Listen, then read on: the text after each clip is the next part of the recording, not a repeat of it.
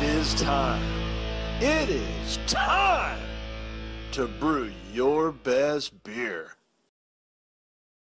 The 2017 Sjporr Challenge Gold sponsors: Bouncer, keeping the dregs out with their inline filter for homebrewers; the Brew Bag, simply the best way to brew great beer in your home; Yakima Valley Hops, with over 140 hop varieties available; Omega Yeast Labs, supplying homebrewers with high-quality yeast; and a special thanks to our silver sponsor, BrewTubers Online Brewers Club.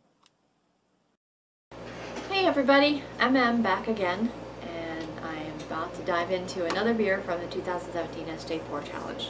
So this is my 8th beer from the hub, and this one is 93F 26B 62N, and the label on this one says it is a pale ale with the 3 C's and an American ale yeast.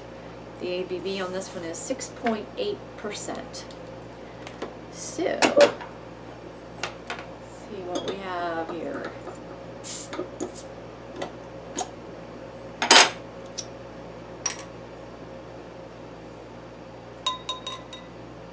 Ding, ding, ding, ding.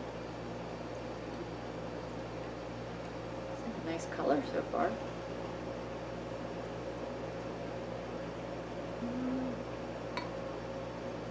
A little fizzy. Settle down a little bit.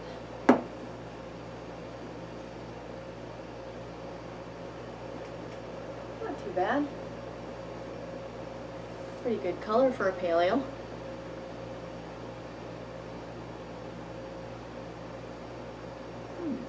Actually, pretty decent.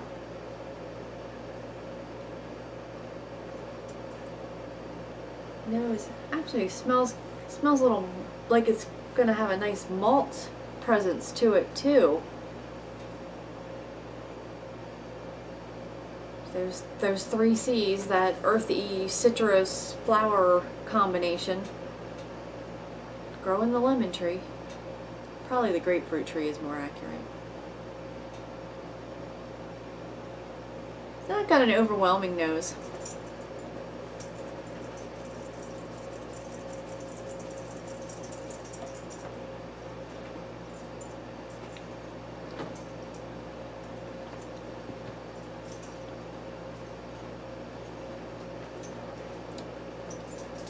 Bitter end, but dry end, typical of a pale ale.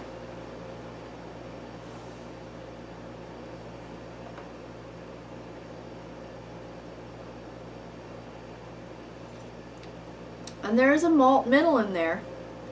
Kind of smelled that in the nose. Can taste it too. It's pretty good. Is a little fizzy.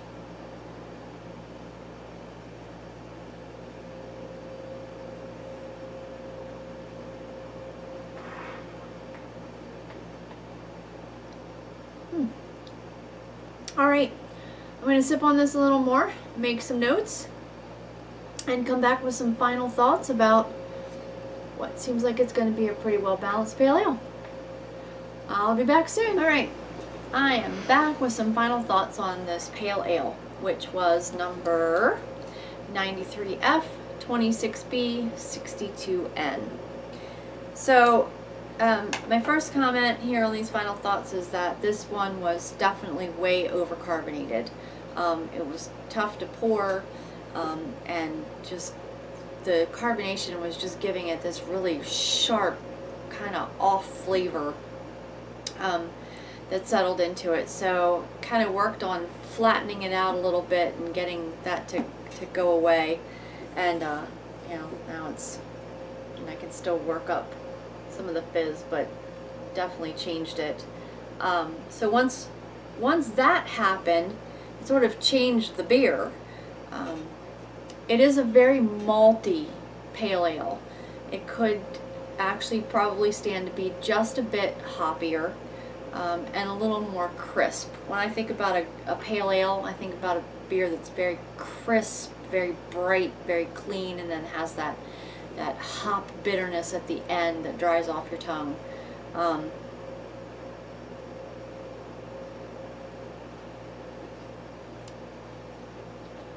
This one's good, it's just not quite there for me for a pale ale. It's just kind of, it's missing that kind of pop for the pale ale, but it's not been a bad beer to drink. It's been a good, it's been a nice beer to drink. And like I said, the biggest thing for me though was definitely the overcarbonation on it. It did change the flavor of it once I got some of that down. So I guess I would just say if you could tweak your recipe just a little bit to kind of balance out the kind of almost too malty, not enough hoppy, you'd probably definitely be on the right track there. But like I said, it was an enjoyable beer to drink, just not quite what I would be looking for in a pale ale. So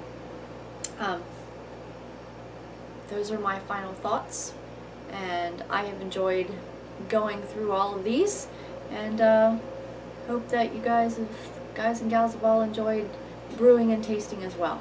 So cheers.